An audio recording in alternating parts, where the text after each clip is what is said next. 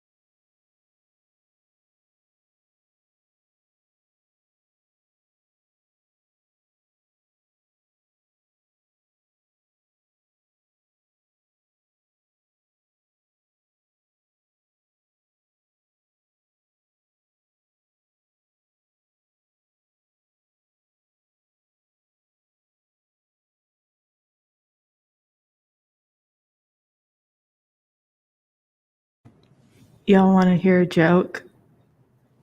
Why did the Zionists cross the road? To occupy the other side.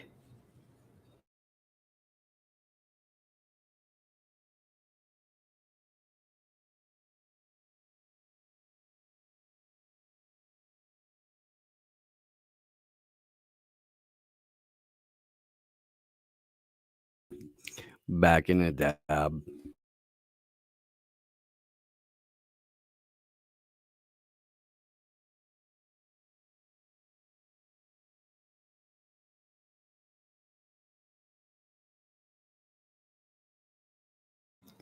Enjoy your hit, Mr. CEO Scoop Gang.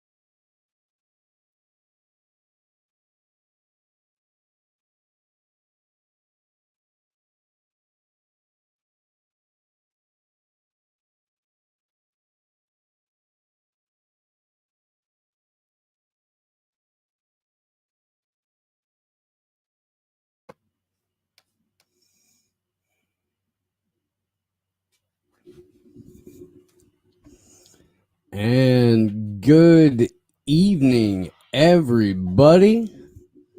It is Friday night. Welcome to Get Your Shit Together. This is the interwebs premiere call-in show. I am your host, Steve Poikinen. I am joined by my better than your co-host, Glory Jones. What's happening, Glory? How you doing tonight? It's happening. Hell yeah, you got jazz hands and everything for the people. We love it. We do. We love it. We love it. How has your week been, Glory Jones? What you'd expect an activist and journalist and full-time student with a jobs week to be like. Well rested, lots of time to work out, fucking self-care and shit like that. Yeah, of course. Okay. That's good. That's good.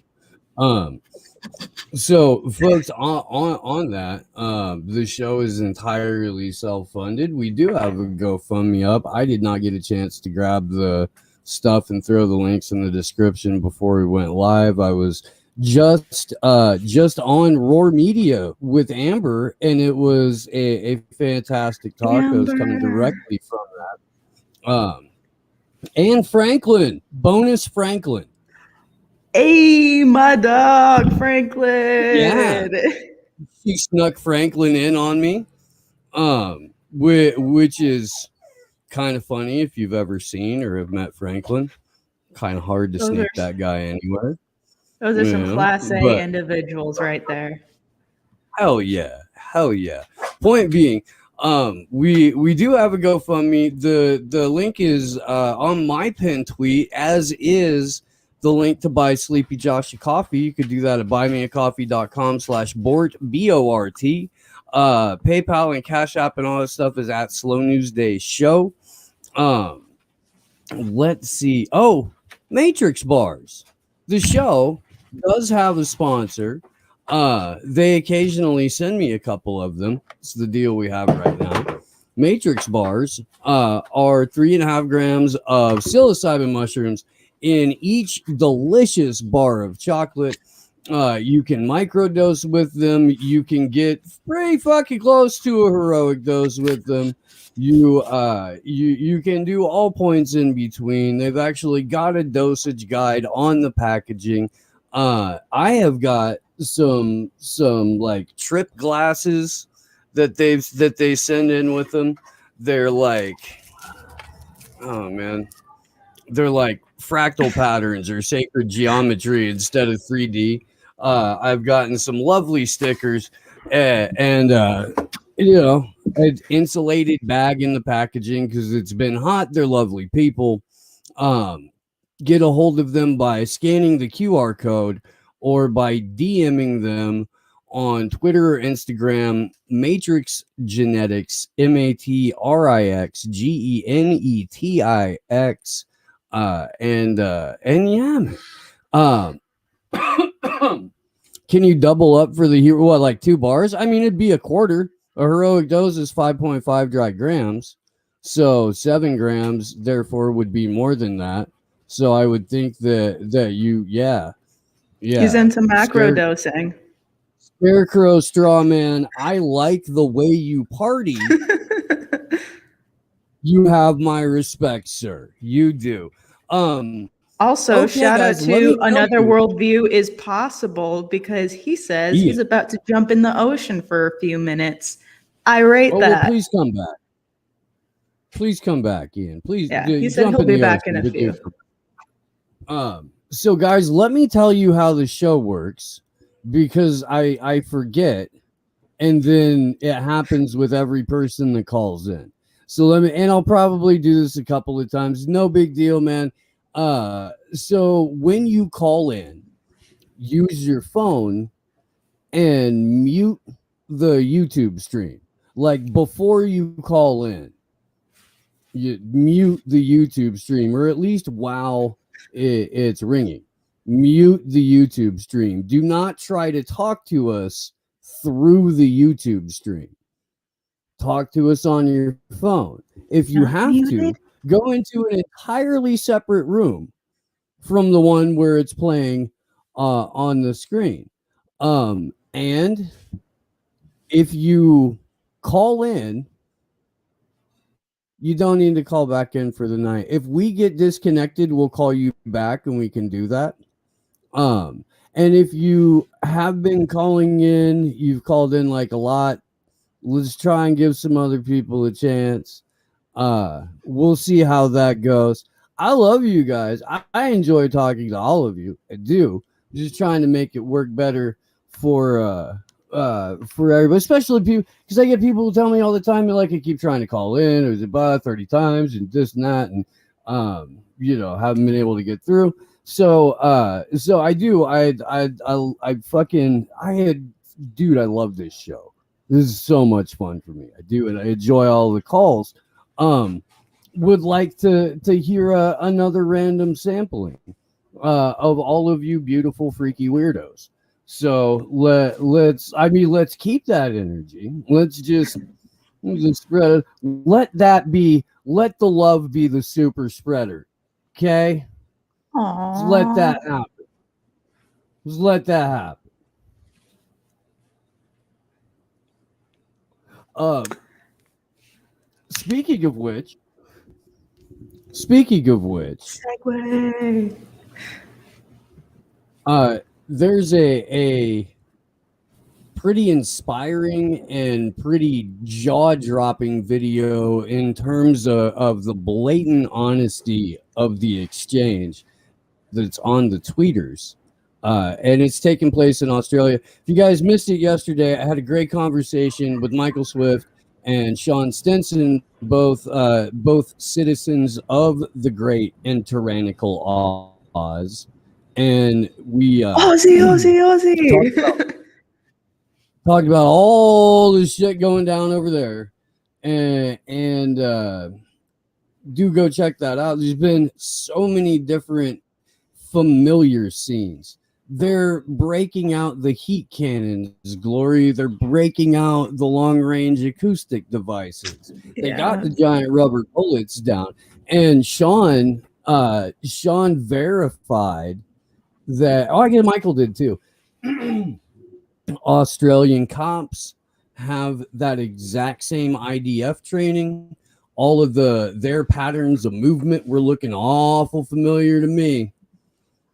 I don't know about you. I mean, I've seen that I shit think before. there was one video where it was literally like, the standard kettle in full display, because I think we were saying on Anonymous Bites Back last night that they banned like aerial footage from, like, they banned citizens or any independent outlets from taking aerial footage. So you wouldn't be able to see the obvious kettles. And it's like, yeah. I'm about to see something real quick. Okay. I was gonna see if you could. I was about to see if the GYST Homeland Security Program had any Australian attendees on their website, but they didn't. It's mainly for American cops, because that's GYST is like a Jewish think tank type deal. But yeah. Just curious, because I know they had police from Hong Kong in that program, which I found interesting. But yeah, okay, we're gonna share the tweet. Love to gore. I feel you, my friend. I do. Alrighty. All right, let me zoom out just a bit.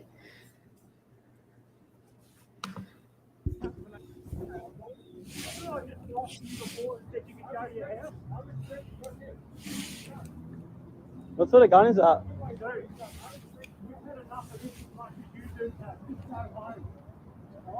If you've had enough of much as us, why are you still enforcing it, boys? You have to. No, you don't have to. This is what, listen, we're not here to argue with you unless go home. Otherwise, they start issuing tickets. Bro. We don't want to do it, but we will do it. Right? Well, if you don't want to do it, don't do it. Stand up for what you believe in rather than paycheck. Just go home, all right? We get paid to do this, mate. I'm just as over this fucking protest as you are. By protest, I mean lockdown, all right? Fair enough, Unfortunately, fair enough. I've got to do what I've got to do. And You that's don't, why I'm you here don't have trying to to do talk that. to you. You don't have to do that. You're choosing to do it for I'm a not paycheck. skilled to do anything else, mate. So unfortunately, Hey, at this time of my life, Hey, that's what I have and, to and do. the people of us that aren't skilled, we don't get paid. We're not getting food at the moment. I hear you, mate. My wife's in the same position. She's out of a job at the moment as well. I understand you're being pissed off about it, but there's a way to go about it. That's all. And unfortunately, I feel like punching on with coppers isn't it, mate. I respect that. And I feel like it's like an animal back in the corner. We don't want anything. We don't want to attack. We don't want any of this. You might not, mate. And that's all that. We don't want to do this, but we're having to do this because we cannot see our families. People are killing themselves. None of this has to do with health. What health has to do with is exercise, fruit in the sun, not injections. Okay? Mental health affects you as well. You're locking us indoors. People are killing themselves. It's not to do with health. I don't have time to get that debate I about know it. you got a paycheck. It doesn't matter what I say because you'll get paid at the end of the day and you've got guns. At the end of the day, I agree with you. Then why are you standing on this side and not with us? Because that's what I get paid to do. So you agree with me, but you get paid to do that, so you stand on that Which is side. why I'm trying to talk to you the way I'm talking to you, as opposed Exactly, to... because you're doing what you're getting paid to do, not what you stand in, and that's why I disrespect you. That's fine, and I'm still asking you to go home, please. Yeah, get your paycheck, but you and your Boom. wife can eat. We won't, but you can eat. So We're not going home. I know, but hey, we're not going home. We're not listening to your words anymore. I'm just letting you know, we come back again, you're all going to be arrested. There you go. That's fine, mate. Fuck you. We don't. If you can't tell, we're not afraid anymore. Okay. Okay. Well, okay, wait, no. I'm gonna share it again real quick so I can show my response to it because my response to it is like where I'll go into the rant on this. But yeah, if you want to share the screen again, and I don't know how to pull it up here. But yeah, because then I said my original response was the passion, the courage, firing back at the pig with conviction. Yes, this is the freedom fighter energy we're here for at protests. And listen, I know that the individual in that video is not the first person to speak with such conviction like that, to hand it to that pig like. You gotta quit doing that squeak, dude, or I'm gonna stab something.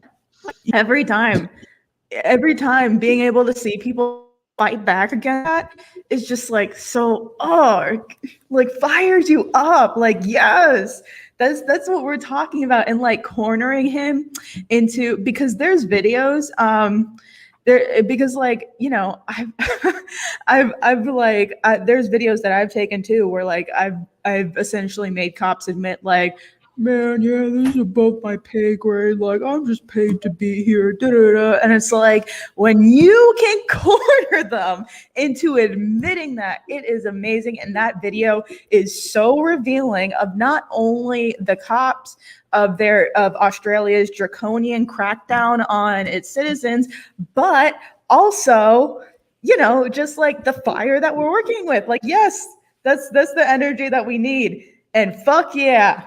This one's for you, Leo. Oh, Sleepy Josh gonna get angry. That sound's gonna like make me leave. Oh, okay. You don't want Sleepy to leave, Glory. Leo. We don't. I know, I don't. We don't. Let's not make Sleepy leave. Let's not. I agree with you, Glory Jones, that it is incredibly awesome to watch people to do that. It's and it's led to a number of other people who are at least feeling compelled or feeling like they can stand up to, they can speak out to. You don't have to be afraid of these people. In a lot of cases, these people agree with you, but they're hamstrung by, this is the only way my family eats. So we've got to convince them that while they help us destabilize this bullshit system, there will be food for their family. You don't have to worry about that. To help build some shit or something. But you hear that cop, right? Be like, this is the only thing I'm trained to do. I don't know how to do anything else. Like, he was pleading with him. pleading with him, I have to shoot you in 10 minutes. It's the only thing I know how to do, mate. My bad, dog. But you know how it is. Like, I know how to crack your skull. And as soon as they tell me to, well, golly, I'm gonna. Don't worry, man. I will beat the crap out of my wife and kids over it later when I'm fucking shit house drunk. I'll feel bad about it. I will. I'll take it out on all the wrong people instead of just standing up and doing what's right. I'm going to perpetuate the cycle of state violence that I know is wrong. I'm going to take it out on my family, who also knows it's wrong, because he goes, my wife's out of work too. I think his wife's not going to see that clip. The fuck you think his wife's going to be like, oh, yeah, no. It's totally cool. We're fine. That's what she's going to tell him. You're right, love. Yeah, we're fine. No. I'm fine. I'm fine. Fucking like, this is what it's going to be like. That cop's household for a long time.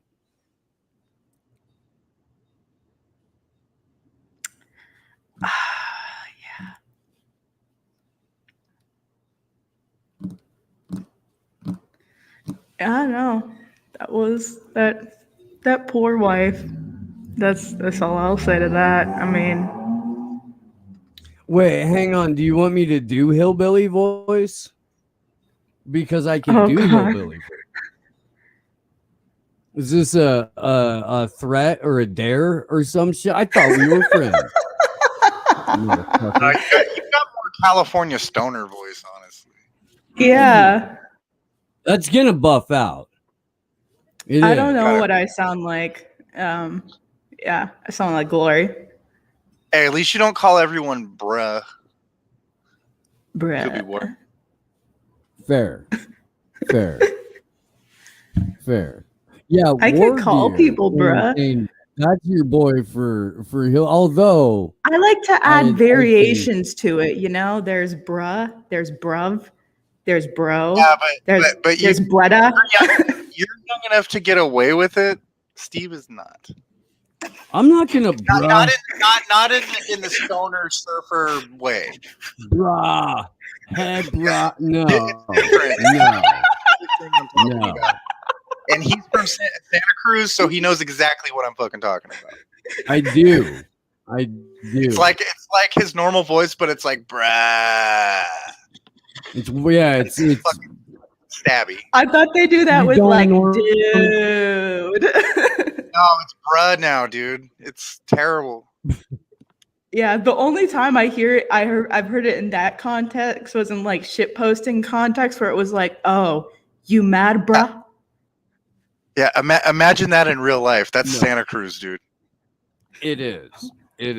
And a lot of places up and down the coast where they've got that sort of rich kid surf community thing. Once upon a time, maybe it was a little bit more rough and tumble. Now the only places where anybody gets their ass kicked is in a Mexican neighborhood. Other than that, it's just completely sanitized and devoid of soul. And yeah. I lived there for 15 years. I didn't sound like this when I got there. It'll buff out. Wait, what did you sound like before? Indiana boy, probably. I don't know. It was a little. I lived in Colorado, and I'd been traveling around everywhere for 8-9 years. But what does that sound like? I don't know. I could do my Beau of the Fifth Column impression though. Oh God. Okay. Call in, people. We can go ahead and open up the phone lines. And again, here's how it goes. Use your phone, mute the live stream on whatever you're watching. Don't talk to us through the live stream. Talk to us through the phone. And if you've You been have no audio issues, so audios should be good this time. Ooh, Tech I have to use a Ninja. different browser for the phone thing now. if you haven't called in for a while and you got something for us, call in. If you've been calling in a lot, we'll see you next week. And please watch and hang out and participate. And yeah, 657. All right, Oh, we're we're going. getting a call. Hello. Oh, hey, bro. Hey, yeah, bro. Hey, it's Uncle Warren. What's going on, buddy? Uncle Warren, how are you, man? How are you? Warren! It is fantastic to hear from you. I saw that you've been getting out there on other people's shows and all that kind of good stuff. And yeah, how's things, buddy? Man, I'm like a pig in shit, man. Everything is good as gold, brother. I had the lovely and talented Miss Fiorella on Extra Bullia last night, and we were talking about some. Well, she did most of the talking. That was the easiest show I ever fucking did. It was great. I love having the women on there because they talk, and I just sit back. I think I said about 3 or 4 words, but it was still a hell of a show. We had so much fun. Yeah, that sounds about right. Well, No, I heard if he is. y'all say, hillbilly. I heard y'all say hillbilly. I figure if you said it 2 more times, you're gonna conjure one up like Beetlejuice. So I figure I might as well go ahead and poke my head out and say, "Hey." Thanks for Warren, coming I in. tell you what, my Oh my friend, God. I grabbed a pearl snap with the shiny black buttons on it tonight because even though the satellite signal it doesn't transmit the best quality, it will pick up a shiny black button if the light hits it right. So that's why I went for this particular wardrobe selection tonight. My friend, you know what? I got nothing. I'm sorry. It was a long day. The morning show hours combined with this. I'm sorry that bit just fell apart, you guys. I really am. Oh man, you took it for a ride though. I swear, man. You were had about a quarter of a tank, and you went out on the highway and shit. You almost made it to the Piggly Wiggly, son. You just had to push it by another 50 feet. You would have been there.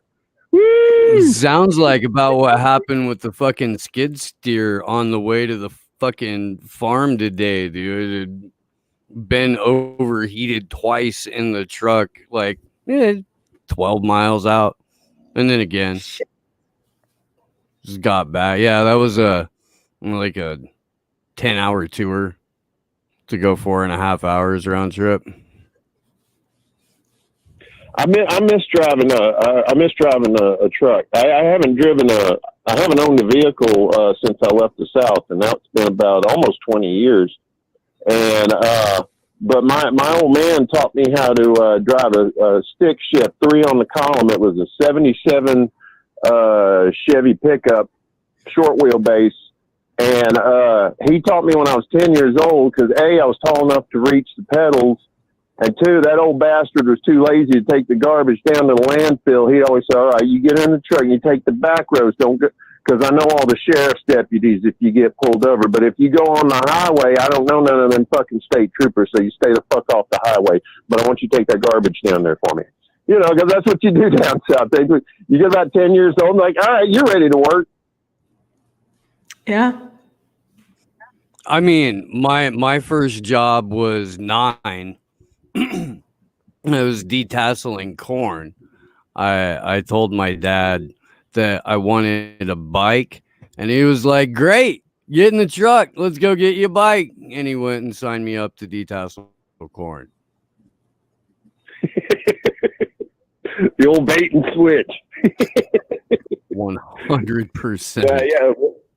Well, when you live down south in the 70s, I mean, there ain't really much, it ain't like you gonna play PlayStation or nothing like that. My old man had had a vegetable and fruit garden. It was huge too. It was about half the size of a football field. And, that was the thing, man. Summertime, get up about 5 in the morning, tend to all that shit. And then later on, when it's time to harvest, you're up at 5 in the morning picking butter beans and peas and all that shit. You get them work muscles and work calluses, and you get that farmer's tan where your arms are all right. You take your shirt off, you look like Casper the Friendly Fucking Ghost. You know what I mean? But it was good times. It taught you about work ethic, and it kind of helped me later in life. Thank goodness, But there was. I was the same way. I wanted a go-kart, and Dad said, "Oh, you want a go-kart? All right. Well, you're gonna dig these taters up." And it was a huge, like 3 or 4 rows. And I said, "Well, Dad, you got this backhoe. Why don't you just, no, you want this fucking, you want this fucking go-kart. You want to dig the taters up with this shovel, and let's see what you got." Man, I dug them fucking taters, man. I want that fucking go-kart. I ain't even gonna lie to you right there. Hell yeah. Hell yeah. Go-kart is fun. Dude, I was driving a pickup truck before I was driving that damn go-kart. That's some backwards country shit right there. I had commercialized bootleg version of the go-kart where it was like that little Tykes car where it wasn't actually like where it would only move if you like you got in the car, but to actually move it you had to like run your feet along the ground, if that makes sense. And I never got one of those, but my friend had one, and we had tons of fun with those. That's a fucking Fred Flintstone car right there. You stick your feet through the floorboard. I had a buddy who had an old Ford Falcon. It was about the same thing. He's a pretty big guy though. He'd stick his feet through the old rusted out bottom out. Whenever the motor wouldn't start, he'd just do that Fred Flintstone shit. As long as he was going downhill, he was fine. You know what's funny is that my ex-wife got a Ford Falcon off her dad, who was shady used car salesman, and it had the floorboard half rotted out and missing from it. Damn. Yeah, I think that comes standard on them. You have to have the hole in the floorboard, otherwise it ain't genuine, and you don't get that certificate that says that. I think hers was even a 66. Yeah, I think my dad bought one from my sister. I think it was like a 67. And shit brown, the driver's side door wouldn't stay closed. I think she had to wire it up with took an old hanger and did some shit with it. But anyway, the story goes he bought it from my uncle. My uncle had it as a paint car, right? And kept all his paint cans and shit in there.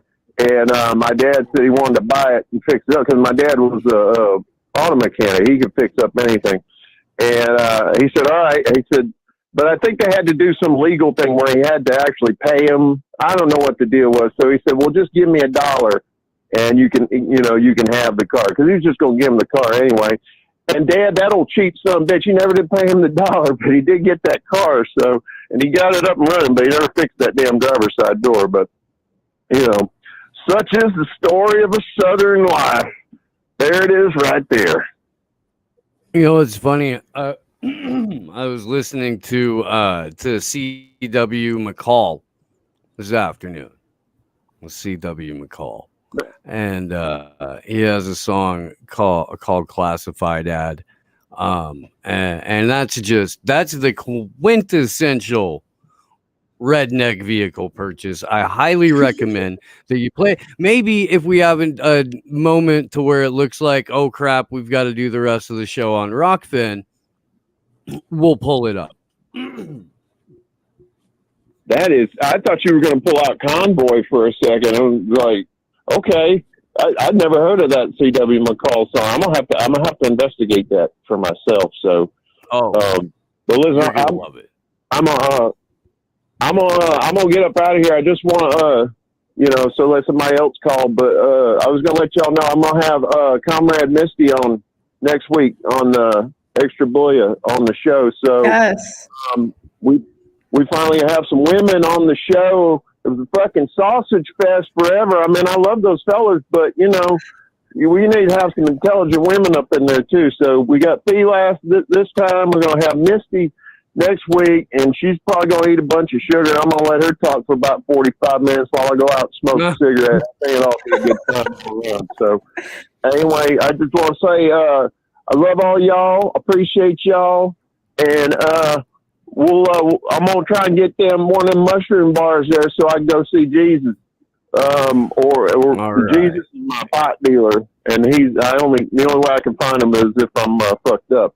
So y'all have a good one. Jesus loves you. The one up in heaven and the drug dealer too. Y'all have a good night. I'll talk to y'all later. All right. Night. Thanks Take care, for calling Warren. in, Thanks bruh. for calling in, buddy.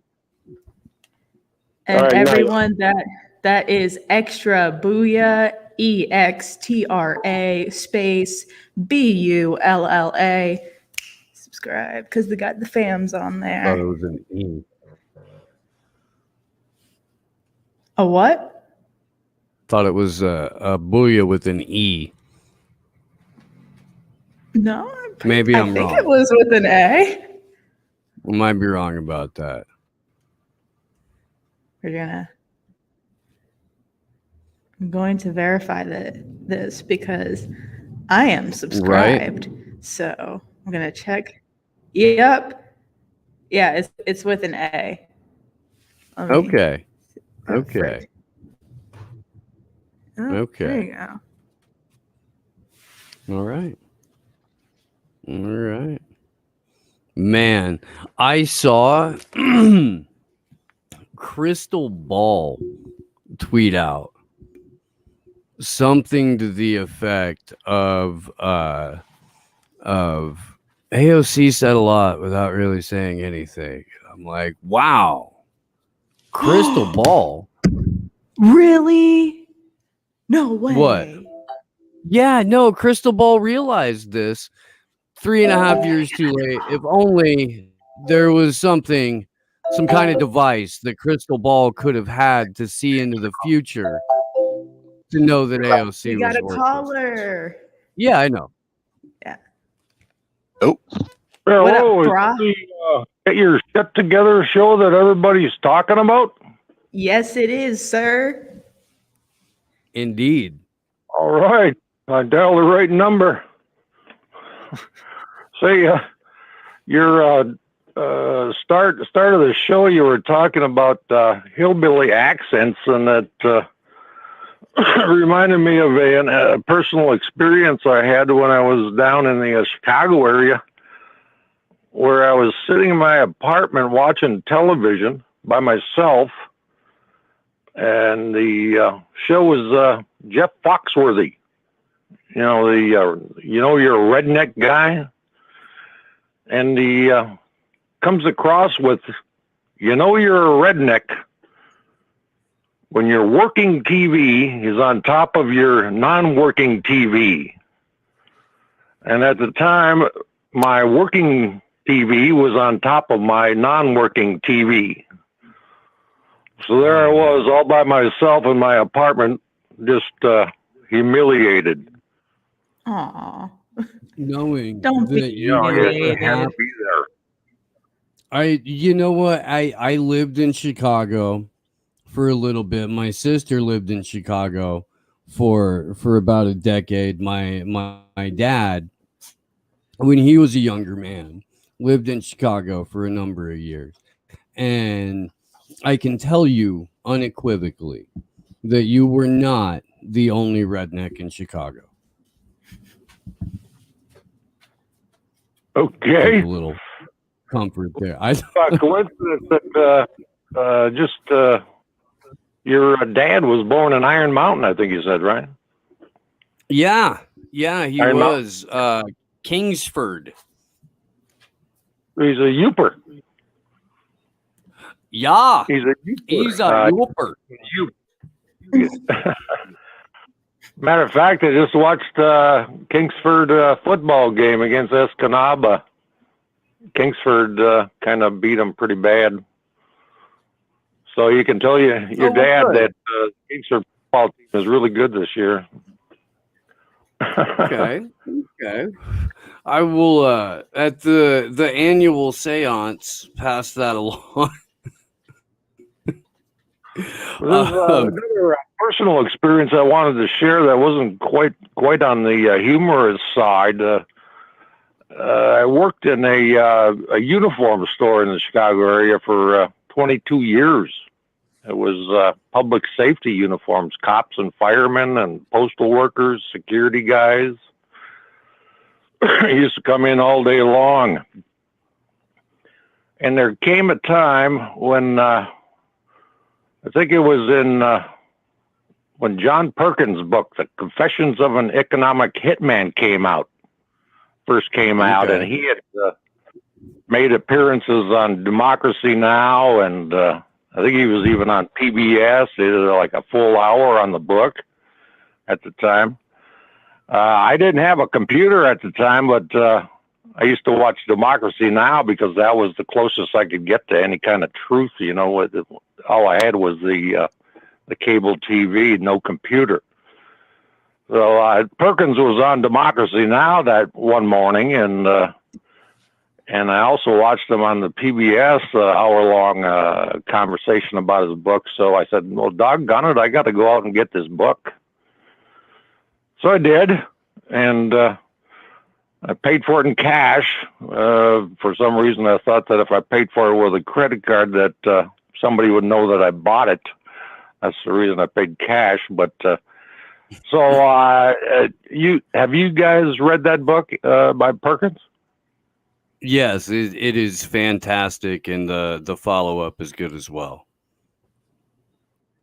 Okay, yeah. So, of course, anybody who reads that book will be blown away. It'll, I guess, in my case, it popped my cherry, so-called, as far as what's going on in the world. Besides having years earlier, listened to a conversation from CIA whistleblower John Stockwell at Northern Michigan University, where afterwards I read nearly all the books he had listed in his bibliography of important books to read.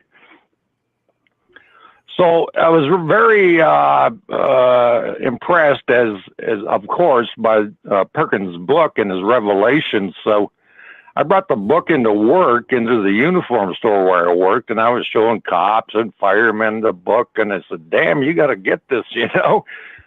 And I had made friends with one of the local sheriff department bigwigs. He ran the security in the county courthouse in the western suburbs of Chicago. And so I had the book in the store just, you know, to show people. I was just kind of excited about all the information that was revealed. A white shirt sheriff came in, when one of the top brass at the department. They had 250 corrections officers and 250 patrol officers. I guess I was dumb and naive at the time. I brought the book out, and I told this other white shirt to, well, give this book to Dave. You know, the guy I'd made friends with. He might appreciate it or something like that. And it was a not too much longer when the guy from the sheriff department who handled their uniforms and their equipment, the quartermaster they called him, he came in. I was behind the counter. He walked up to the counter, and he looked at me and he says, you got a target on your back. I was just totally astonished. I didn't say anything in return. I was just like a deer in headlights. So I thought about it. Why did he say that? And I came to the only thing it could have been would have been that book, Perkins' book, Confessions of an Economic Hitman.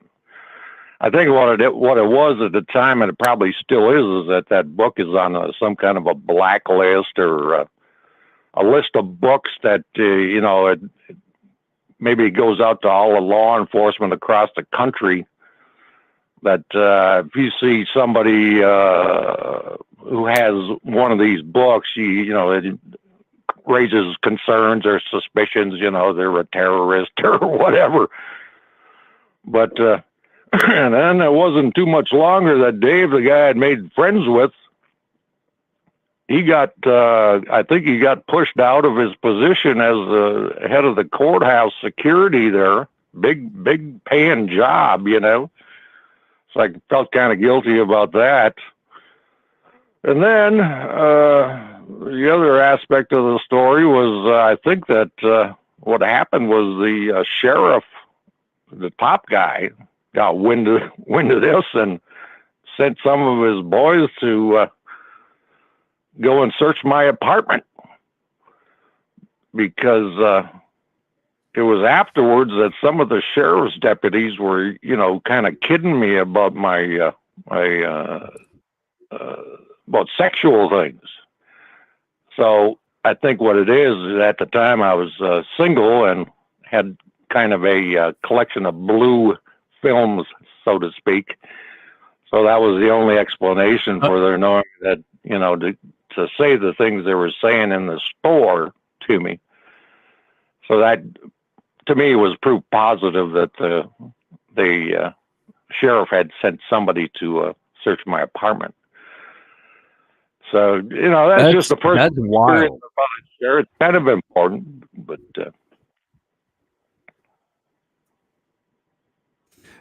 so Wild. you're not incorrect in assuming that the book had probably everything to do with it.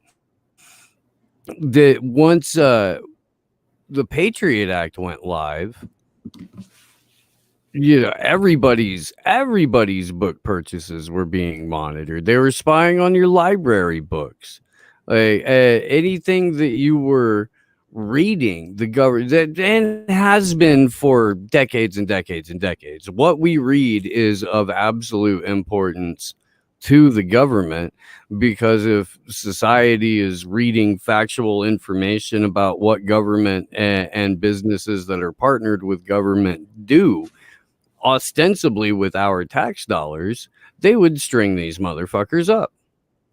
On site.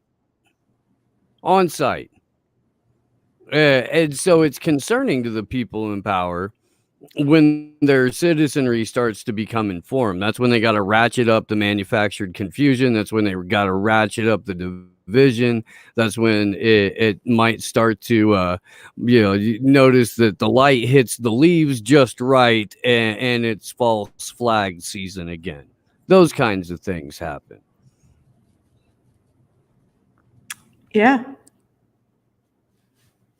Yeah, so then I finally got out of that job. Well, it was 22 years. It's like that Bob Seger song, 20 years now, where did they go? 20 years now, I don't know. They just flew.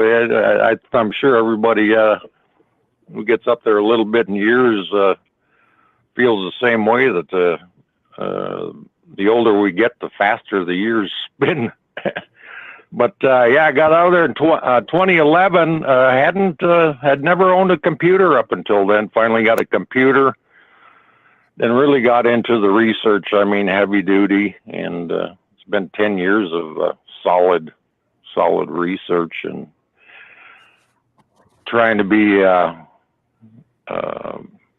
become a better peace activist along the way. So. We can contribute somehow to the dream that I think we all have, is a peaceful world. I agree with that. I'm trying to hold it together. There's a kitty cat who's like perilously close to, and you can just start to see the tail. Yeah. Meow. Meow. I don't. You give up Go ahead. that propensity to try to hold it together and let yourself loose, because I heard a doctor one time say that maniacal laughter is extremely healthy for human beings. Yay! That's good news for me. I mean, okay, so let's be clear about this.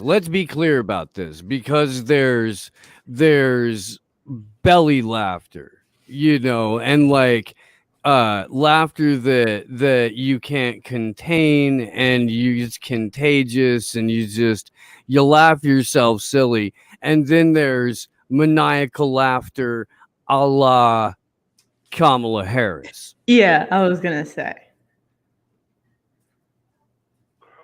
There was a time while I was still living in Chicago, I usually would come up north to where I'm from every year in the summertime. And one summer, a buddy of mine and his wife were having a anniversary party. So I said, "Hey, that sounds like it'll be a fun thing to do on vacation." So I went there, and I hadn't smoked pot in the longest time, and one of the older fellas there had some pot, and I said, okay. So I took a couple of tokes, and of course, being the fact that I hadn't smoked pot in so long, I got very stoned on just a couple of tokes. And so combining that with some beers, told it, one of the old buddies from up there says, we got to do something where we end up with maniacal laughter. So that was kind of brushed off, and then came to the point where I looked at my other buddy's face, and he had a big smile on his face, and that set me off. Just bellowing with laughter for, I don't know, the longest time. Those kind of laughs where it ranks right up there with the best laughs you've ever had in your life. There were vultures flying around up in the air. They must have heard the laughter. So we would share that also, how relevant it is to the conditions or the state of affairs on planet Earth. I don't know.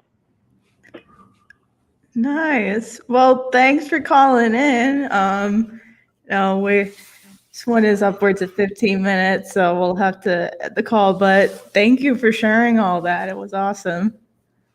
I appreciate the heck out of you calling in. Keep on with the fighting the good fight, Like old Ray McGovern would say, you're going to lose, you're going to lose, you're going to lose again.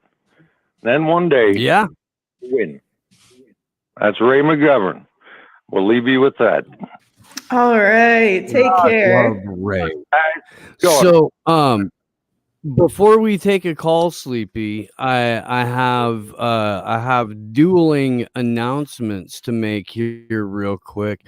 Not only does Slow News Day get to announce that our t-shirts are up and available for pre-order now, but Katie from Truth Clothing just texted me saying that the first one sold. So so you can pre-order these right now. You'll be able to get an idea of what the wait time is on them. These ones are the front only designs, and then front and back right there, which has the I prefer dangerous freedom over peaceful slavery on the back. A couple of women's sizes. There's going to be hoodies too that you can order. And I will drop the linky link in chat. Very excited about this, dude. Can't wait to rock them.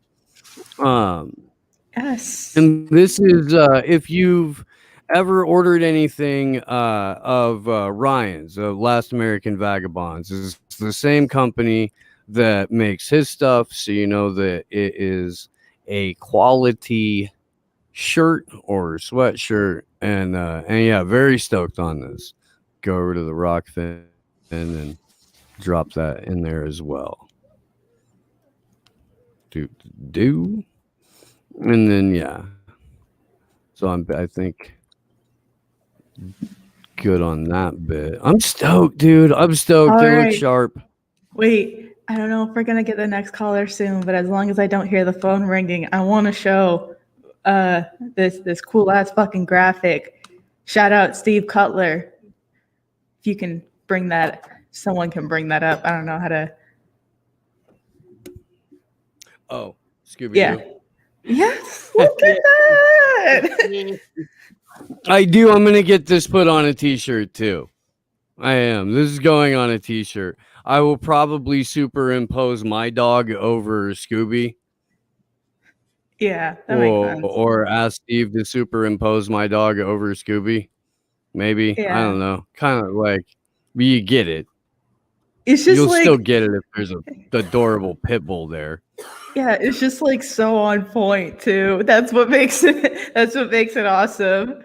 Between Sleepy J being the driver, like, and then you know, I get to be the nerd, Steve's the stoner, and then Allie's the pretty girl. So, except the one part that doesn't coincide is the part where Allie and Sleepy aren't dating. So She's Velma. She's the nerd. She thinks she's so much more than just a nerd.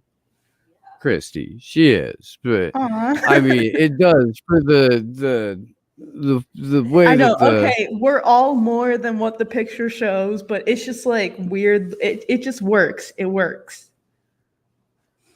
no, I am absolutely the dumbest guy on the show. I am, Oh, shut and the up. most likely to get at. Well, I know Josh has a healthy appetite too. Josh does. Yeah. He's not afraid. Definitely not afraid of Pasta's cooking. Nobody's afraid of Pasta's I cooking. mean, I'm a big dude, man. I can put it away. Who the hell is afraid of Pasta's cooking? Like, who goes to the combo place and is like, yeah, I know. Like, like, for those of you that don't know, like, if you're fam and you know you go over to Convo's place, like, you're gonna get fed by Pasta. There's no other way around it. Oh yeah, like at least 4 times if you're there for like 2 hours. Yeah. It's like, it's snacks, and then it's probably like leftover bolognese, and then it's whatever like vegan food he wants to give you. And then it's probably some vegan burger with nice vegan cheese and a grilled onion and garlic aioli on top. And yeah. We love you, Grandma. All right, hide the comments. Huh? Oh, sorry. If I get distracted. Forget about this shit. At any rate, 657-298-4767 is the number. Give us a ring. Let us know what's going on, how you're doing. Let us know what you think about Australia.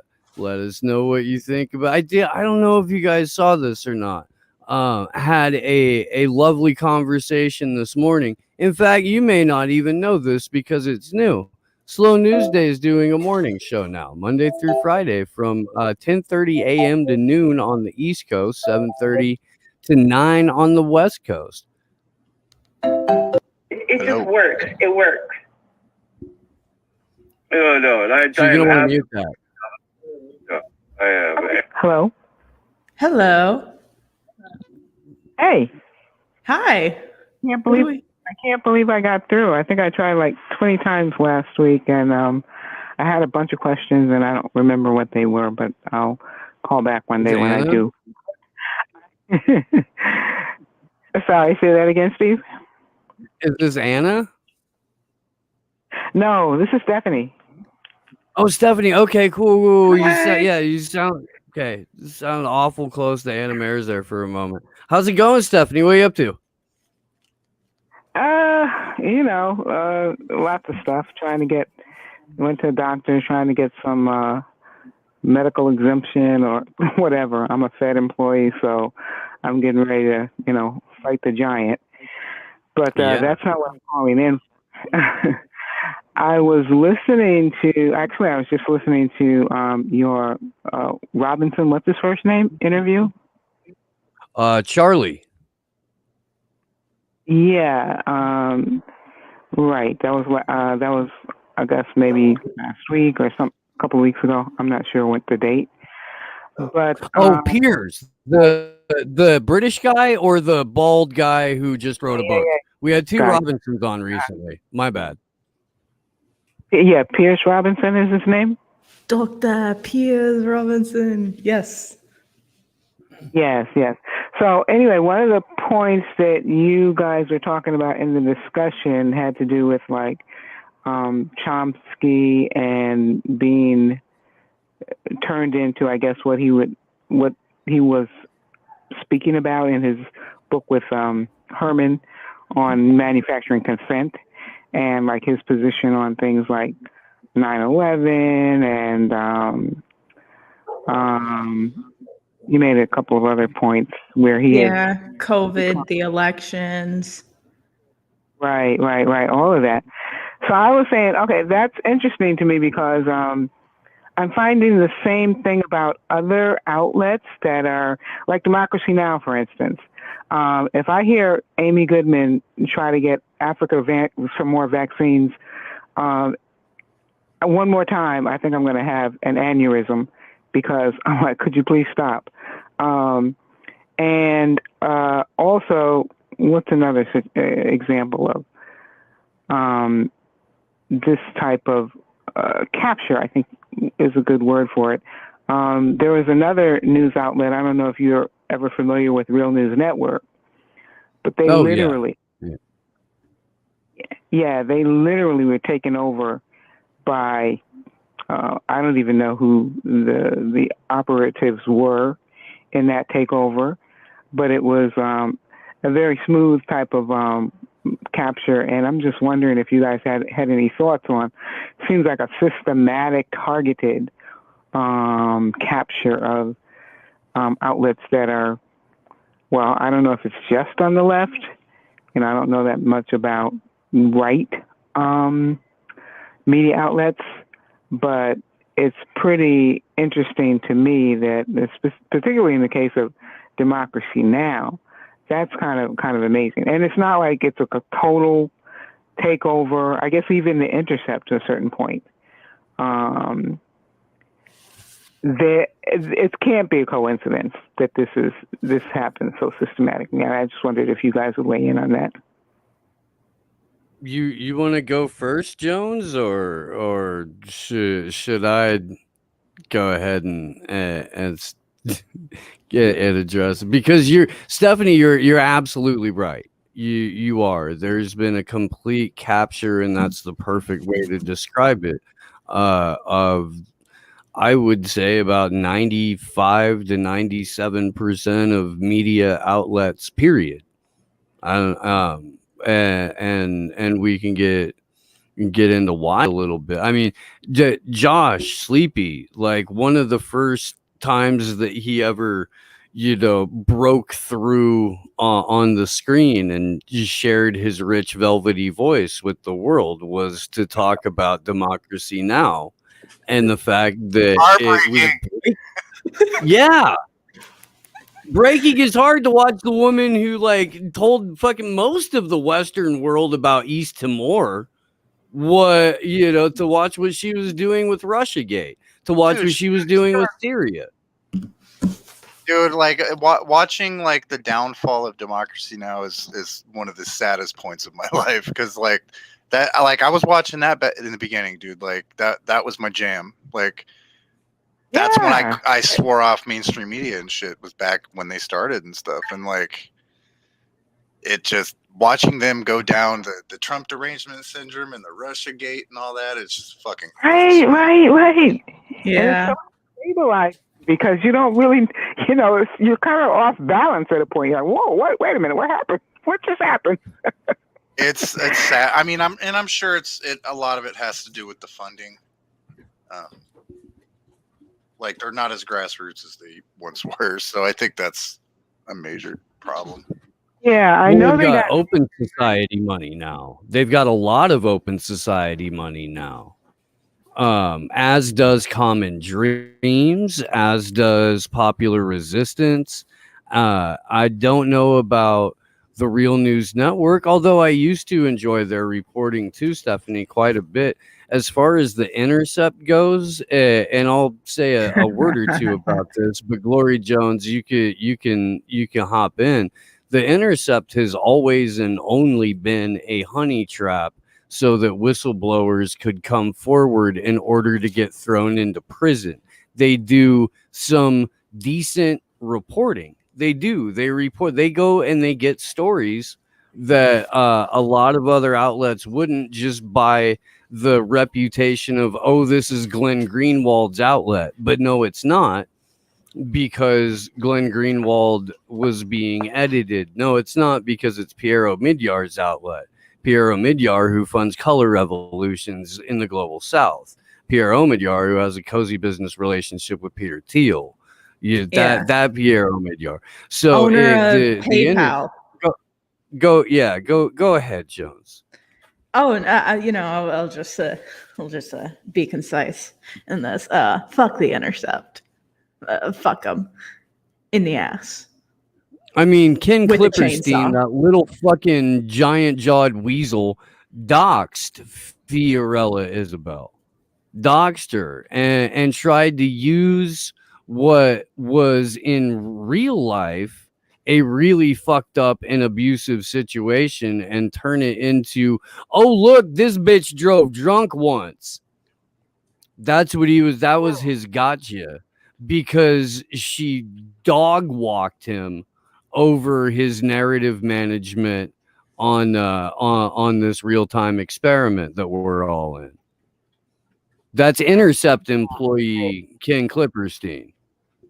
On top of the fact that he tries to lure whistleblowers into using fucking Signal, which at this point, there's enough information, at least in, the privacy rights community, to know that Signal is not a safe space anymore for any sort of like encrypted messaging, and especially not military intelligence whistleblowers. So, yeah. Yeah. I actually have the Signal app on my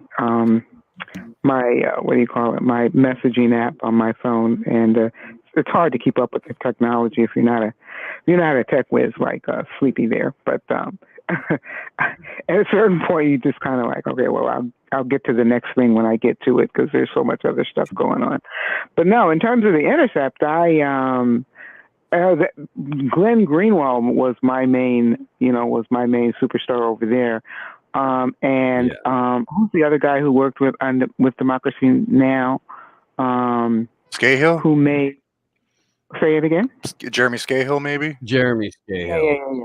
Jeremy, yes, yeah. He did some really decent stuff. I haven't heard anything from him lately, or I'm not that I'm completely up to date on everything they do.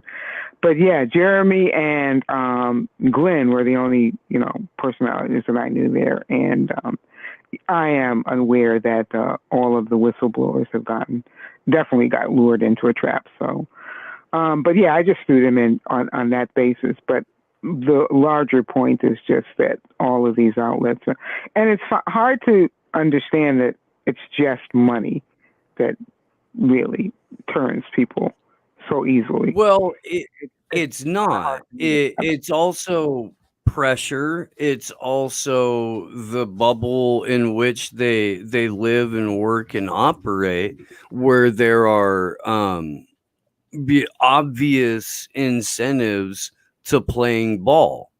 And when a guy like Aaron Mate comes out years ago and says, I'm a careerist, I'm not going to go anywhere near 9/11. I'm not going to talk about these things. I'm not going to do this. What you get, and this is what I would like to encourage people to start looking at these outlets as, and that's, a limited hangout can be beneficial to you when you know that it is one, because in order for them to be successful, they've got to put out some legitimate information. There's going to be a lot of narrative management that goes along with it, but the nuts and bolts of it are going to be factual. For example, when The Intercept ratted out Reality Winner and hung her out to dry, what they published was proof that Russiagate was full of holes and bullshit, because if you actually read those documents, they were couched in all of this industry buzzspeak, with suppositions instead of any sort of facts or evidence. But people didn't realize that because they never actually read them. So but they will print legitimate information. The Intercept printed a story about the voter fraud that took the election fraud that took place in the Iowa primary in 2020, because there had been a number of smaller independent outlets screaming about acronym and screaming about what was the other one? The Shadow app. Acronym. The Shadow app. Shadow. Yeah. And Shadow Inc. And so the Intercept ran with that story after like Moon of Alabama and a couple other people had been screaming about it, and it turned into, oh look, they done rigged the primary again. But at that point, everybody had moved on and was screaming about something else. But if you look at any of these limited hangouts, they're going to put out some decent information. You kind of glean from that what you can. You will get some more like insider information out of them because these people like to brag. They can't help it. They're all pretty well full of themselves. So you can catch some insider information out of that, and from more mainstream sources too. But it's a lot of bullshit to sift through. It really is. Right. Yeah. Well, I I remembered one of the reasons that I was trying to get through last week. I think I was kind of just having been inundated with all these, with like a deadline, a drop dead deadline to get vaxxed or else, and then a whole whirlwind of, okay, how am I going to do this? What's my approach going to be? I'm not going to get vaxxed, but trying to work your way through it is very challenging. So I was calling you guys to say thank God for being my port in the storm, because it's getting real out here. So with that, I'll let somebody else get through, but I am a true fan, and keep telling the truth, you guys. Thank you. Thank you, Stephanie. Really appreciate you. You have yourself a good rest of your night and your weekend. And really, I mean, keep your head up out there. Email me at SNDShow, and I'll make sure you get some information on how to get your exemption. There's a lot of that. There are packets of that in the Union of the Unwanted group chat. So I'll make sure Proton that. Mail. Forget that part. Steve. Yeah, SND Show at Proton Mail. I'll put that in both chats too. I'm going to do that right now. Thank you so much, Steve. And Sleepy. And Glory. No problem. Thanks for calling in. Okay, talk to y'all later. Bye. All right. We have an edit on the Cutler graphic. If you would like. Oh. Well, yes, there it is. I see we got another call, though. So.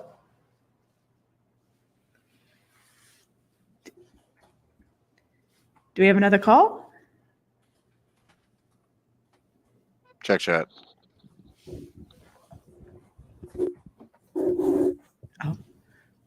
Well, I see we. Hey, I'll be back. I'll be back in like 30 seconds. Okay, that's fine. Well, yes. Shout out Steve Cutler. We have an updated graphic with I forgot the doggy's name, but I love it. I fucking love it. Steve Cutler, you're a badass. We had a couple of super rays come in. Read those off there real quick. Thank you guys for that, by the way. Bubblegum douche oligarchy played mass media Pokemon and caught them all. It's true. Jeremy Hoshide, I hope I'm not fucking that up. Thank you very much. We appreciate you guys.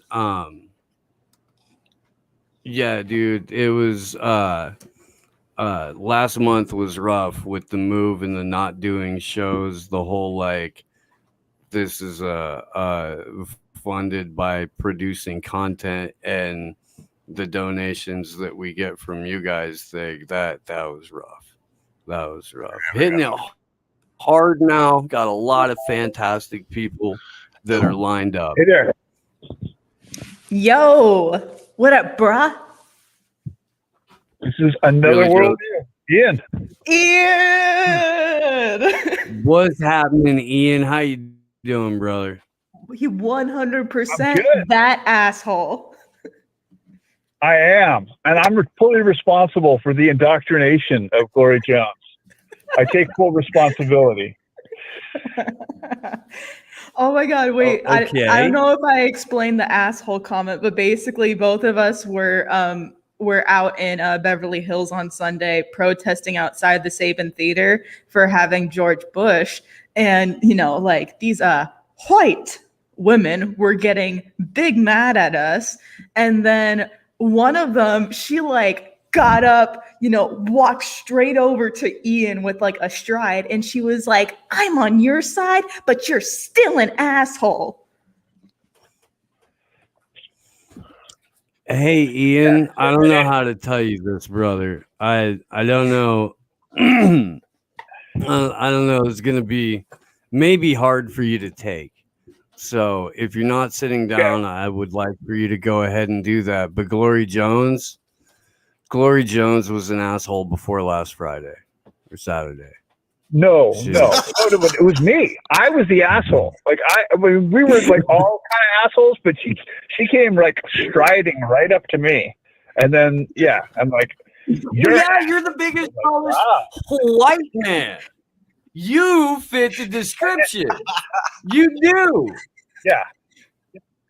Yeah, it's I am that guy. And the funny thing is, like, so you're here to see a war criminal speak and pay $500 to the people who put it on, but I'm the asshole. And so, like, you know, I kind of wonder whether she really was on my side. Like, she might be like a shitlib Democrat who was just there to, you know, take notes and see if, like, you know, maybe he was better than Trump. I don't know, but I kind of doubt the idea that she was any better than me, or, you know, was really on my side. But in any event, I just wanted to point that out. But yes, I am 100% that asshole, and like I said, I fully take responsibility for the indoctrination of our well-educated collegiate co-ed, Miss Glory Jones. Yay. So I was calling because I came up. I actually found a new term that may explain some of what's going on right now. It's called political Stockholm syndrome. Have you heard of this? Okay. I mean, I can kind of map out where it's headed, but it's you know, go on. Yeah. So it's basically, you know, when you know that the government lies to you. Like Amy Goodman, you know, has caught how many people lying, you know, she grilled Bill Clinton.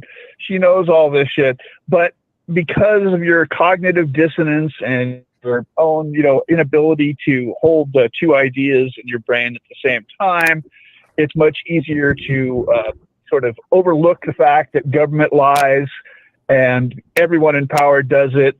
And so you assume that, yes, well, Trump lies, but, you know, not my guy, Joe Biden or Barack Obama or Hillary or whoever, you know.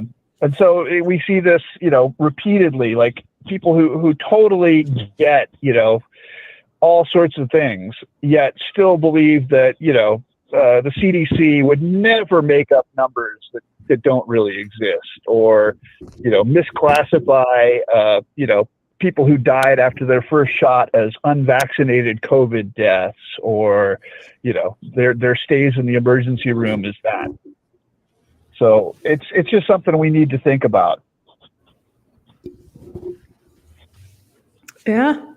While I've got you guys, I'm sorry. While I've got you guys, I just wanted to point out to I think it was Mad Marxist Judas here in the chat. We were discussing things, and he pointed to a dentist from Louisiana who lived next door to two of the alleged hijackers. But what I would say is that there's literally no reliable evidence that those guys were even involved at that point when the planes were flown into the buildings or whatever those were, because you know, cell phones in 2001 didn't work from airplanes because you're moving too fast from tower to tower, and also altitude. So the calls that we all rely upon to establish that the planes had, you know, swarthy looking Arab men taking over with box cutters are entirely dubious. And you know, you probably didn't even need that piece of information when you heard that Barbara Olson, Ted Olson's wife, the Fox News blonde, you know, spokesbimbo, was one of the sources. You know, these are dubious people to begin with, and somehow, you know, she's the voice we're relying on. And of course, there was an article in 1999 by William Arkin in the Washington Post, I believe it was, called "When Seeing and Hearing Isn't Actually Believing," and it starts with a quote, an alleged quote from a Joint Chiefs of Staff guy who says, "Ladies and gentlemen, we're going to overthrow the United States government," which, of course, you know, we must assume is a joke because of our political Stockholm syndrome, but which sounds kind of like a confession and like, hey, keep your eyes peeled to me. And then also had I had Colin Powell saying, you know, "I'm being treated well by my captors." The idea being that, you know, if they can get a few minutes of your voice recorded in 2000 or 1999 technology, they could type it out on a Fairlight synthesizer and have you say whatever they wanted you to. Yeah. And it's interesting you bring up that point about the phones too, because I remember when I was in like 5th or 6th grade, one of those years, they played this 9/11 documentary, and it was like one of the segments in this, like, oh, we remember 9/11 documentary type deal. It was like this conversation with, it was like it was this girl on the plane that got hijacked, and they were like, oh, well, they knew that the plane had been hijacked beforehand. So this girl used the special phone on the plane to call her mom and her sister and tell them goodbye. Right. And then they proceeded to take down the hijacker and crash the third plane. And like, that's what it was. And like, you know, we were like 10, 11. So at the time we were like, oh no, that's so sad. But it's like, then I grew up and I'm like hearing like you and others bringing this up. And I'm just like, yeah, now that I think about it, that story was real bullshit. That is a bullshit story. You know, the Let's Roll, a battle cry, I guess that became, which, you know, they then used for several years to sort of get us all hyped up for wars in Afghanistan and Iraq and anywhere else we wanted to bring war illegally, terroristically. But that battle cry to me looks like something that had to have been focus tested, you know, like focus grouped and market tested to see, you know, what would be the best, pro-war cry. And of course, the story itself, there was, I guess, a gay passenger on the plane who supposedly calls his mom and then says, "Hey, Mom, it's me," and then gives his full first and last name, which, you know, you don't usually do. And then, in the story, it was all very well hyped. And of course, we have, you know, the model in the contingency plans for a war with Cuba called Operation Northwoods, which specifically contemplates, faking communications that would then be intercepted and become plausible as to establish the narrative, and a CIA plane that takes off simultaneously as another one lands over Eglin Air Force Base in Florida, and then blows up over Cuban waters, and then a submarine shoots up, burned seat cushions and luggage from below, and all the CIA cover identity people who are in the first plane then go back to their actual lives and become martyrs who have, widows and orphans and families demanding justice in a war with Cuba. So if you actually want to read those contingency plans, which I like to call Mad Libs for assholes, because of course you can just sort of juxtapose and insert various, war targeted country number 1 here, and victim number 2 there, and plan number 3 in the various boxes like a Mad Lib. You can find, I believe that's still up at George Washington University. If not, you could probably find it like on the Internet Archive. So people can actually read all 10 pages. And it talks specifically about murdering citizens on the streets of Miami and in Washington, D.C., which of course is, federal territory, so much easier to control. But yeah, there's a lot of stuff going on with that just didn't make any sense. And of course, I can tell you that prior to the 9/11 Commission report, the story was that those were all cell phone calls. And then people started pointing out that cell phones don't work at planes, particularly at altitude, but even at low altitude because of the speed. And so, a guy in a Cessna at 10,000 feet flying over those areas couldn't get a signal.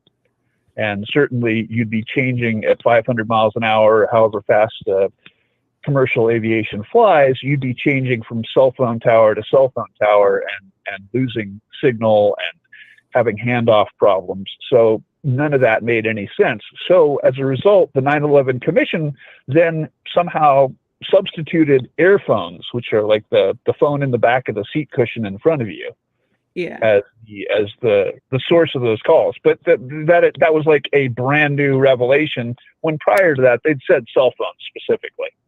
Now, I find it hilarious that the same alleged hijackers who know the avionics of the plane enough to turn off their transponders don't know how to turn off the earphones that would then compromise the security of their operation. And of course, we got to remember that NORAD doesn't need a transponder to track you. They have radar. It doesn't require a transponder. If you have it, it tells them which thing that blip is. But otherwise, we have air defenses in this country that didn't seem to work at the Pentagon and all that good stuff. So I just thought I should point that out. It's, we're in the afterglow of our 9/11 amnesia ceremonies.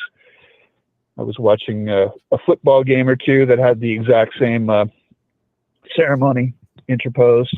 So yeah. 9/11, such a sacred and special and momentous day for America that they make sure that the entire day is packed with NFL games.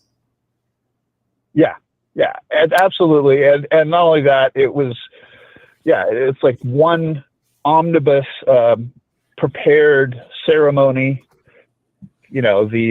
Like the way the Pentagon pays for, the flag ceremony at the beginning of every game, literally sponsors that Colin Kaepernick was protesting. So, these are obviously well orchestrated PR events and propaganda opportunities.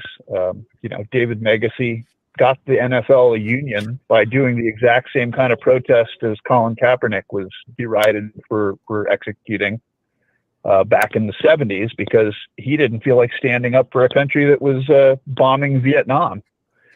And the NFL blackballed him, and he sued. And it turns out that you can't have a antitrust violating, monopoly on football without giving people the right to organize a union within it. So all the right wingers who crap on Kaepernick, they have a union, particularly those in the NFL Players Association. They actually have a union because of exactly that kind of protest. So I thought I should point that out. Yeah. I recently watched. I actually have something. Oh, go ahead. Go ahead. I was just going to say, and I got to say, I'm rapidly becoming more and more disappointed with Tulsi Gabbard. I mean, I didn't think I could after she basically endorsed Biden, but yeah, it's getting real bad. I mean, like I said, mahalo ku ohana, but beyond that, now she's talking about the need for border security, and she said the Biden administration has open borders. I'm like, what the fuck? Yeah, she got her. Wow, She got they're her. fucking whipping and directly. fucking beating the shit out of people at the border, and then slapping some chains on them, hucking them in a plane, and taking it back. This motherfucker got open borders around here. Tulsi, look, is the podcast not doing well? I thought you were making money over there. It looked like you were making money. She came back with that. Ian, that's what she came back with. Hey, guys, probably noticed that I haven't been keeping up with you over on locals. I was cooing motherfuckers in Africa. Yeah. And she just slid that in too. She was like, "Sorry if you guys missed my opinion. I was on tour as a special ops officer in Africa." I'm like, whoa, what the fuck? Back the fuck up. You mean to tell me that we were missing out on these shitty fucking opinions because you were doing an imperialism in Africa? Okay. Tulsi, it's cool. We can watch Dave Rubin's show anytime we want. We don't need you to do it. Yeah. We already have Dan Crenshaw. We don't need another, neocon vet.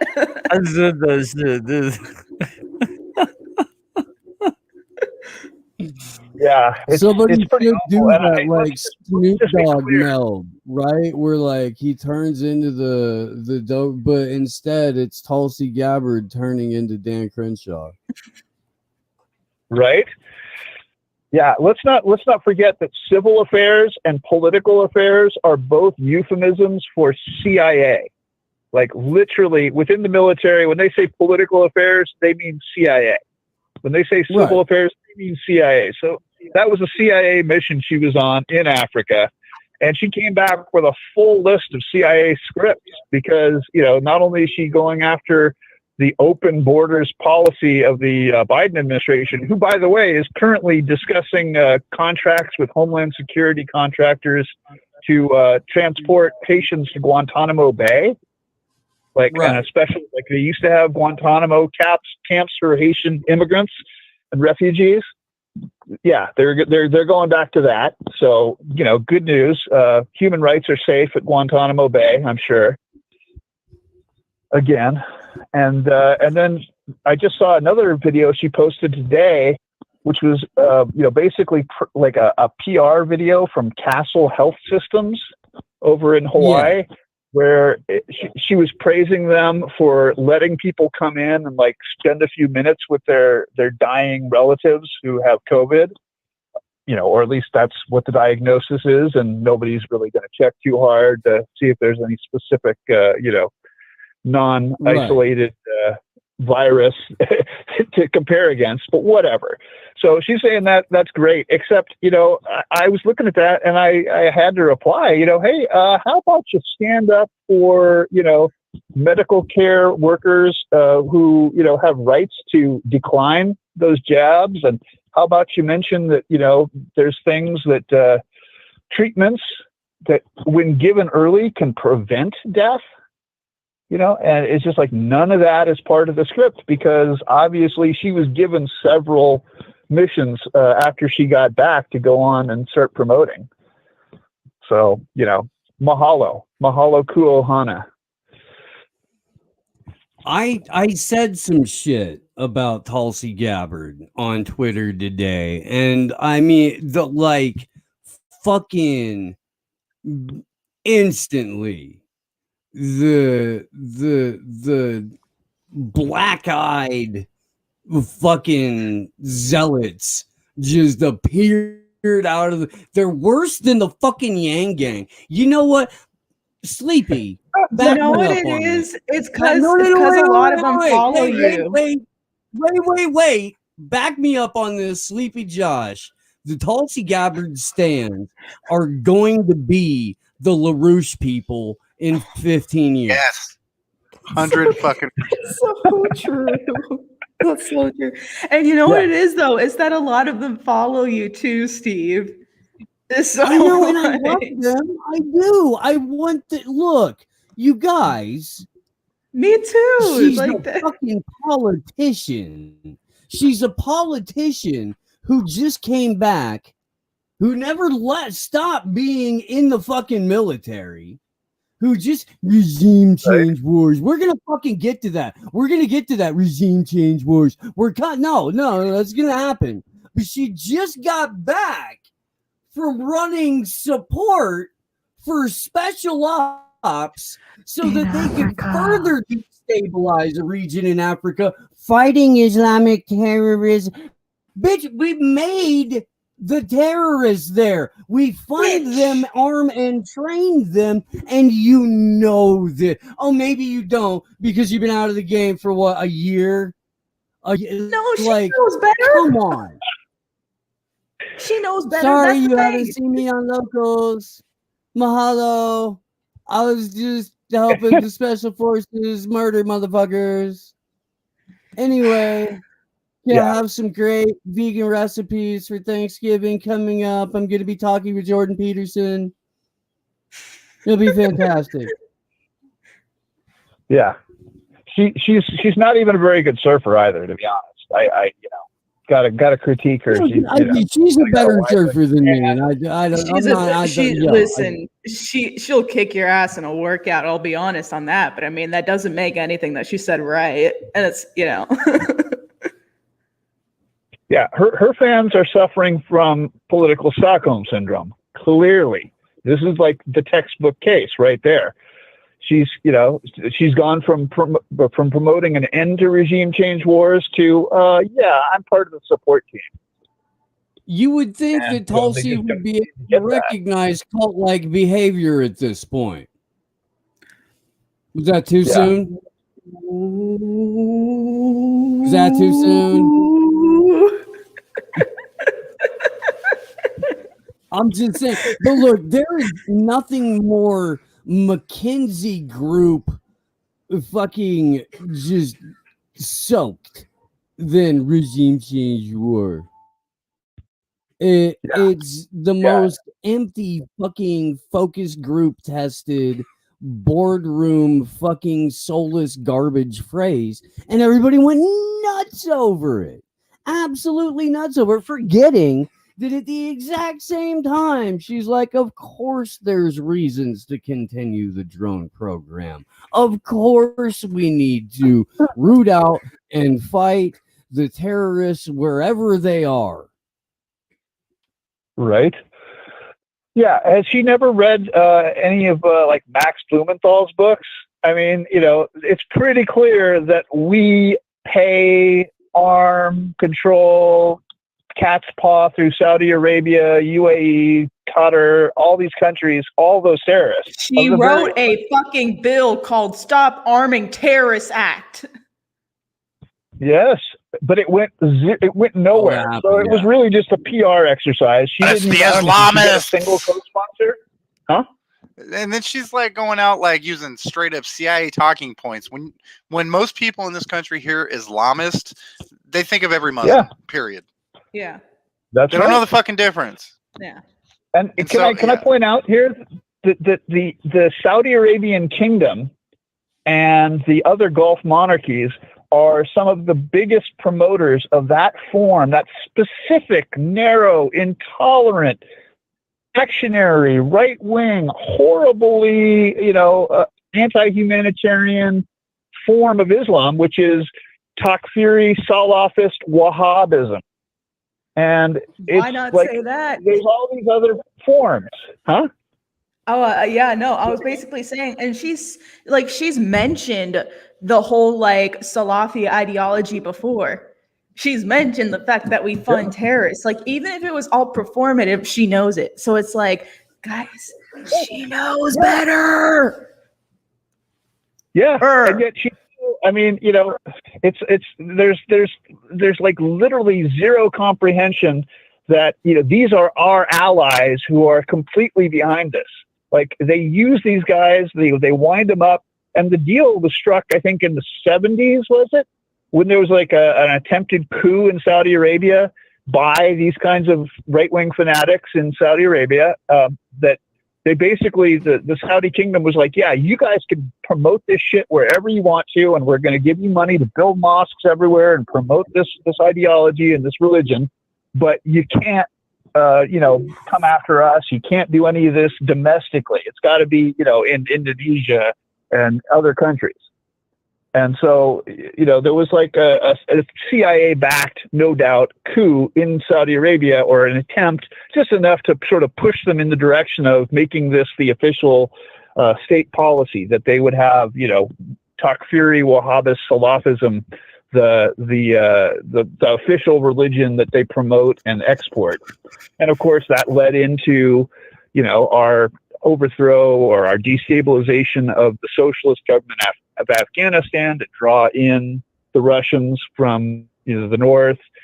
So yeah, there was a lot of stuff going on back then. The Safari Club, something called 6i, the Safari Club and 6i, both being sort of privatized intelligence branches filled with all of the guys who had been laid off by the British Labour government and the Carter administration because they were crazy right-wingers and couldn't be trusted to tell the truth or, you know, not advance their own programs.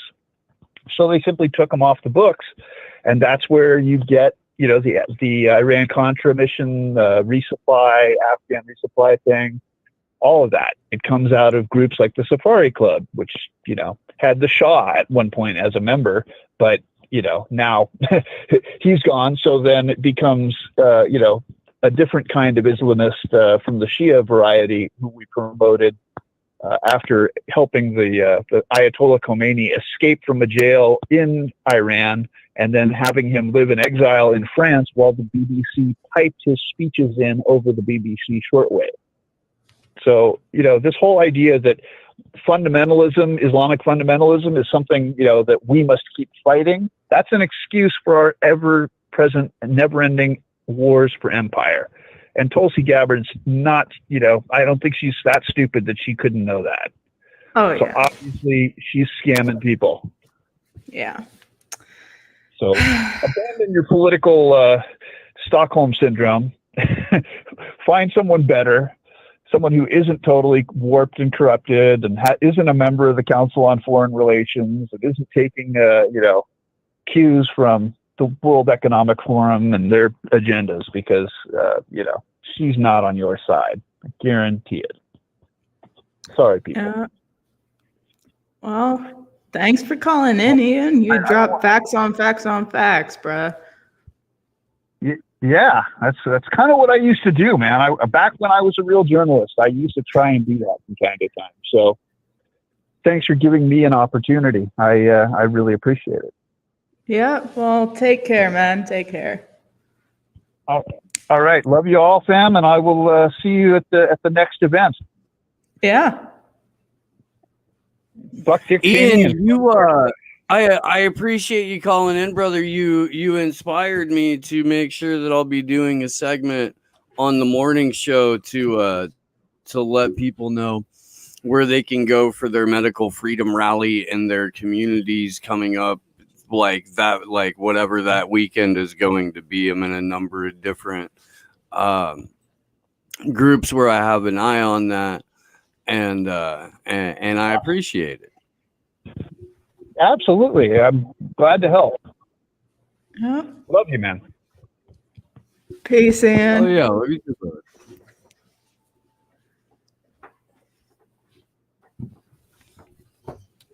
Do, do, do. It is. Oh, never mind. Nope. Hello. Hello. What up, bruh? Can you hear us?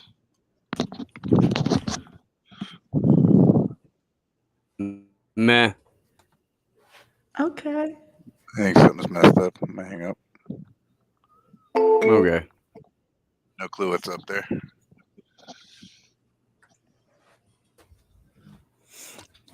I'm really stoked on those t-shirts, you guys. I really am. They're dope. And I got I saw an early draft of one of the ones that Johnny Bravado is working on. We should absolutely do the Scooby-Doo one. We should. We totally should. Good stuff. Good stuff. While we got a minute here, I'll tell you what's going on. I was on a show called the Deep Share Podcast the other day. That episode's going to be coming out soon. Big shout out to those guys over there. That was a lot of fun. The Off Guardian, and well, at least Kit Knightley will be with us this Sunday. I don't know if Kate is going to be on with them or not. But Kit Knightley from Off Guardian, one of the only outlets over in the UK that's more like print media and traditional journalism, although in a digital space, to push back against these narratives that have been coming at us the last 19 or so months. They're going to sit down with it. Really looking forward to that, dude. That's going to be a fantastic fucking conversation. I finally get to catch up with Krish Mohan next week. That'll be fun. Nice. I'm going to be pre-recording one of, if not the first episode of the new podcast next week. Vanessa Beeley's going to be on Wednesday morning. That'll be fucking killer. Nice. Hell yeah. Black in the Empire. Shouts to that dude. He's gonna be on Thursday morning. Looking forward to that. Adam Kokesh will be on Thursday afternoon. Max Blumenthal gonna sit down with us October 3rd. And then so is Amanda Solda from Psilocybin Academy. Each and every Friday on the morning show, we're going to do a focus on psychedelics, all kinds of research, legislation, studies, what you can get that's available that is, legal or legal-ish, gonna help you out. Hell yeah, dude. Good stuff coming on. 657-298-4767 is the number. Glory, we're gonna be in person on October 12th. Yes. In San Yep. In the district courthouse at San Jose, which is the Robert Peckham Federal Building. It is like 4 blocks away from San Jose State. So if you need a little sense of where that is around, October 12th, 9 a.m. That's when Commander X is next scheduled to appear in court. So we will be outside the courthouse protesting while his hearing is taking place. And don't quote me on this. I don't want to make any promises, but there is a chance that Commander X might be appearing in person at that courthouse. So, it would mean a lot to him for us to have a presence there, as, either regardless if it's in person or via video, but either way, yes, if you're anywhere like in California, really, especially if you're in the northern part of California, / central part of California / Silicon Valley, please come through. Yeah, would really appreciate it, guys. We'll be there. We'll have bullhorn, and we'll be raising hell for Commander X and the future of hacktivism, and taking a stand against the administration's ongoing war against activism in general. So, yes, please come through for that. Let's do that. It's a Tuesday. Yeah.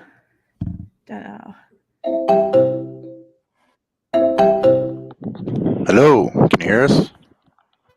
Hello. Oh. Is this Slow Hello. News? Yes, this is Slow News Day. My internet's being all fucky. I'm sorry. Well, also I live on a hill and my cell phone's an emergency phone, so I guess it didn't go through. Anyway,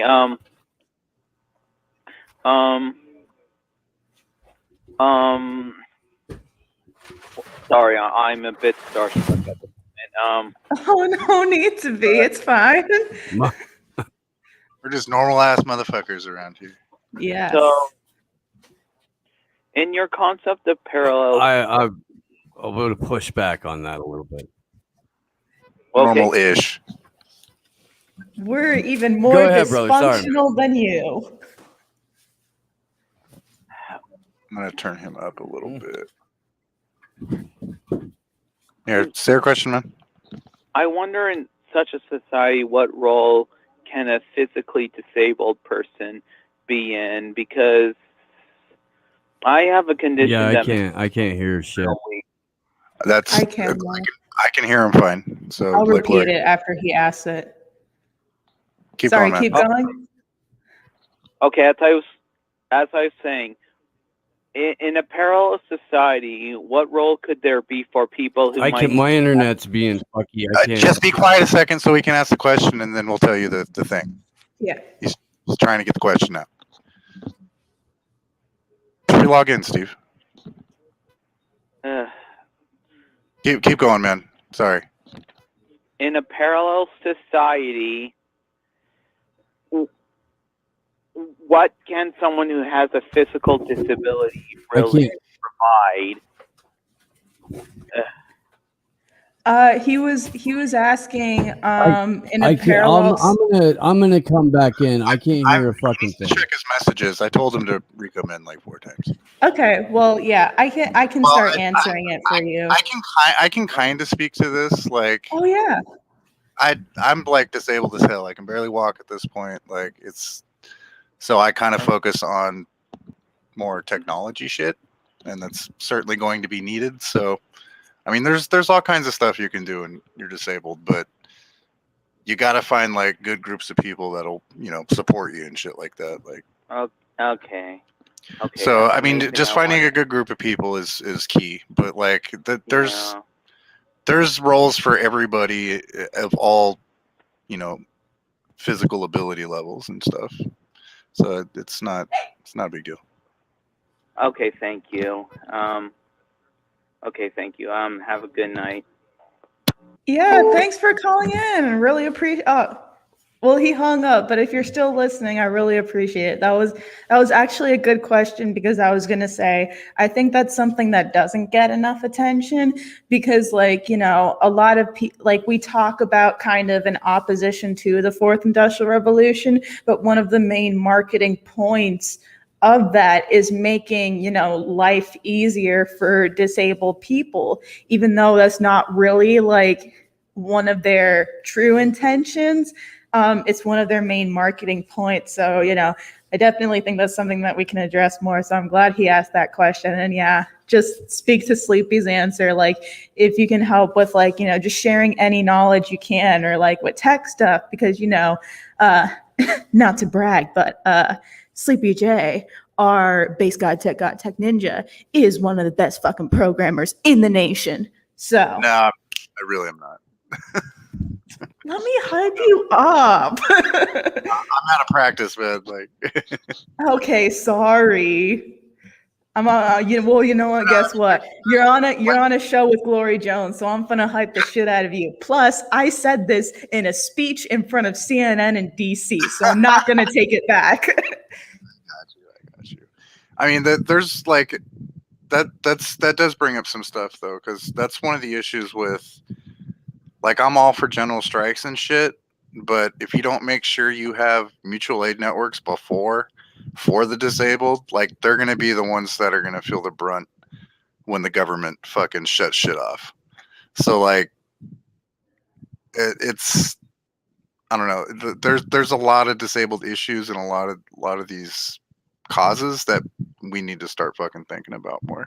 Otherwise, the worst off among us are gonna end up taking the brunt of it. Yeah, no, definitely agree with that. And you know, big ups to Sleepy J, you know, for despite everything, he was still out with us in Los Angeles, marching with us and screaming about Assange.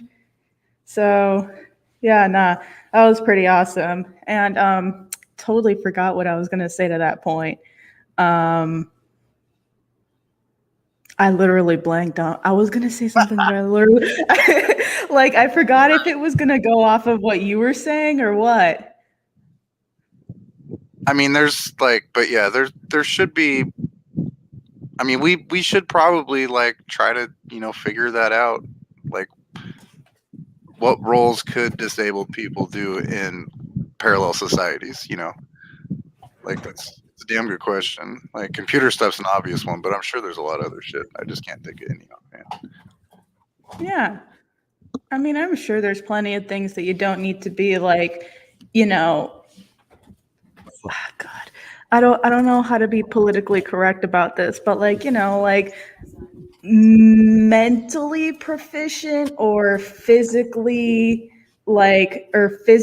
gifted, if that makes sense. I'm so sorry. I don't mean this in any bad way, but like, I'm sure that there's gifts. Hey, yeah, I can't hear a fucking thing, you guys. I have to bow out, but if anyone can understand anything I'm saying, yeah.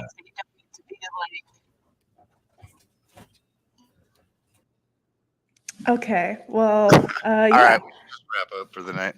Okay, well, I mean, I'm trying to think of anything else I want to say to that point. But yeah, no, that was a really good point to be raised, because I think it's something that gets lost because like I said earlier, so much of the marketing behind like this whole fusion between biology and technology is the fact that it'll make life easier for people with disabilities.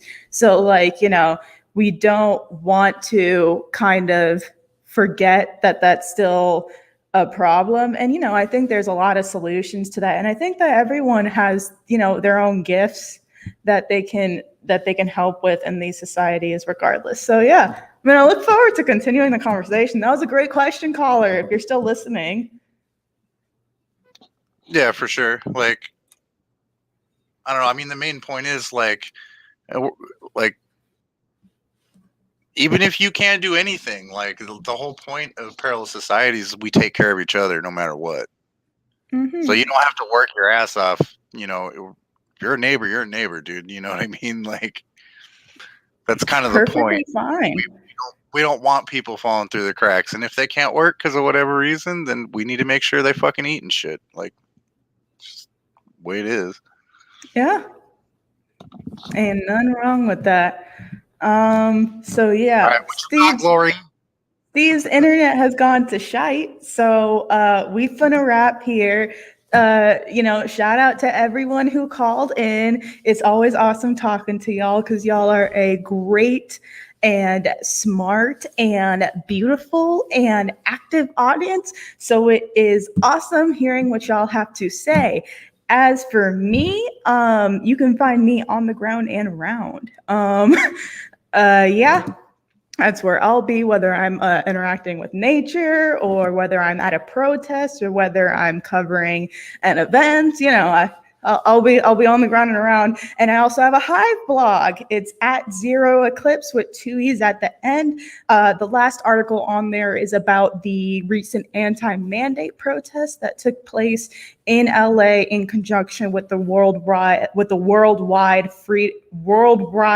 Rally for Freedom Day. Sorry for butchering that name, but yeah, that's the latest with my writing. And yeah, Sunday, like Steve said, we will be sitting down with the editors at Off Guardian at 10 a.m. PST. That is 1 p.m. on the East Coast. And yeah, I'm trying to think of what else to say. Catch Anonymous Bites Back every Thursday because I'm on there and Steve hops in too. So yeah, I can't think of anything else to say. So I'm gonna leave it at that. Say the line, Sleepy.